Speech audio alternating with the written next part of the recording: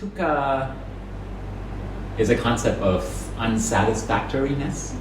It's like not being satisfied, not being fulfilled or wanting more or something like that. And I kind of looked into that a little bit. I listened to a few podcasts by Ajahn Chayasaro, wonderful learned monk, through Ajahn Cha, Wat Pa International in the northeast of Thailand. He talks about dukkha, when you say, oh, I feel pain, I feel someone stabs me and I'm bleeding or something like that, and that pain is dukkha. It's a very obvious form of physical pain.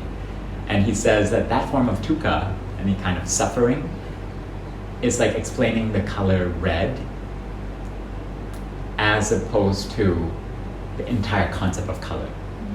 Dukkha is actually the concept of color, rather than suffering being just a tiny sliver of that entire thing, right?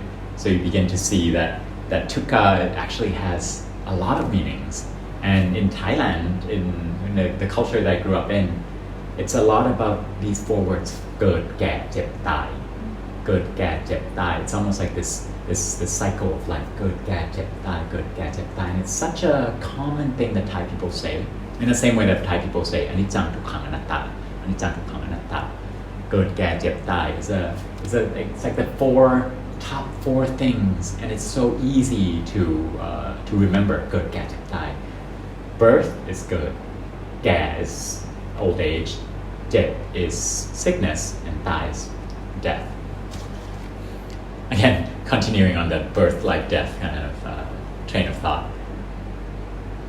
What happens now is, what are the things in between those four that we often don't talk about? There are actually 8 things in terms of dukkha, but I select 7 because 7 is a nice number.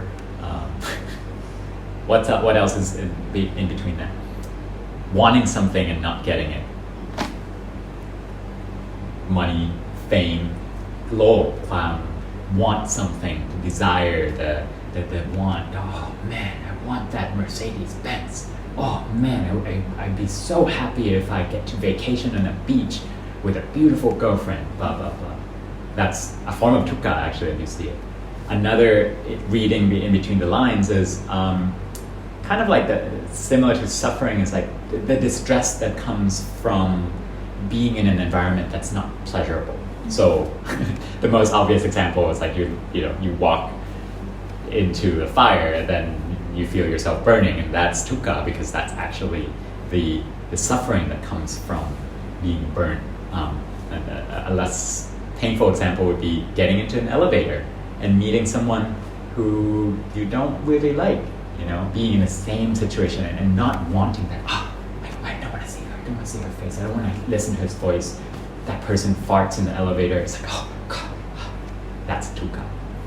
And then the last thing, which is even more tricky, and this is sandwiched between sickness and death and all that, is the parting of something that you love. And we all know that, how that feels like when it hits you, whether that's the death of your parent, the death of your child, parting from your friends, seeing something good get destroyed, or seeing something you love. Again, the experience of breaking up is a prime example of that. Is you love someone, you're so attached to something, and now you have to detach, and with that sudden release comes with pain, and that's another form of dukkha. So in between the lines, birth,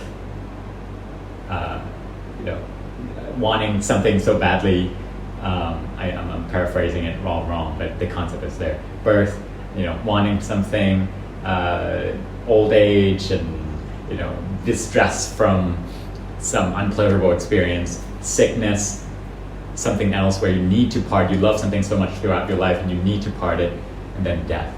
And that's the 7 aspects of dukkha that I wanted to express in that roulette.